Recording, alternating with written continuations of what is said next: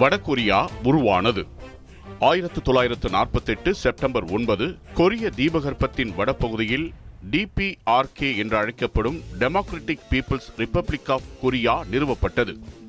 இரண்டாம் உலகப் போரின் முடிவில் ஜப்பானின் ஆட்சியில் இருந்த கொரிய தீபகற்பம் விடுதலை பெற்றது. ஆனால் அமெரிக்காவும் சோவியத் யூனியனும் தலா ஒரு பக்கத்தில் சென்று ஆக்கிரமிப்பு செய்ததால் கொரியா இரண்டு பிரிவுகளாக பிளவடைந்தது. ஐக்கிய நாடுகள் சபையின் மேற்பார்வையில் ஒரு தற்காலிக நிர்வாகமாக நிர்வகிக்க அமெரிக்காவும் சோவியத் யூனியனும் ஒரு ஒப்பந்தம் செய்து கொண்டன. இதன் அடிப்படையில் 1945 38 டிகிரி வடக்கு அட்சரேகை கோட்டை எல்லையாக கொண்டு கொரியா இரண்டு பிரிவுகளாக பிரிக்கப்பட்டது. வடகொரியாவை சோவியத் யூனியனும் தென்கொரியாவை அமெரிக்காவும் தற்காலிகமாக நிர்வகித்தன. இந்த தற்காலிக ஏற்பாடு பின்னர் நிரந்தரமாக மாறியது.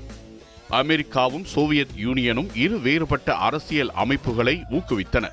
சோவியத் ஆதரவுடன் வடக்கில் கிம் இல் சாங் தலைமையிலான ஒரு கம்யூனிச அரசு நிறுவப்பட்டது.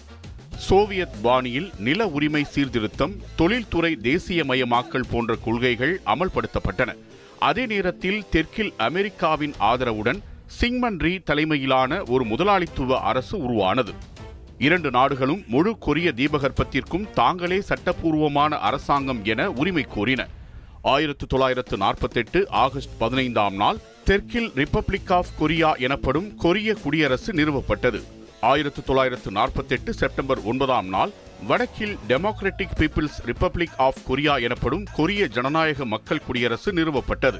தனித்தனி அரசாங்கங்களின் உருவாக்கத்திற்கு பின்னர் இரு தலைவர்களும் தங்களது கட்டுப்பாட்டின் கீழ் கொரியாவை ஒருங்கிணைக்க முயன்றனர். சோவியத் ஒன்றியம் வடகொரியாவின் இராணுவ பலத்தை அதிகரித்தது. இதனால் உற்சாகமடைந்த வடகொரியா 1950 ஜூன் 25 அன்று தென்கொரியா மீது படையெடுத்தது. இதுவே கொரிய போருக்கு முக்கிய காரணமாக அமைந்தது.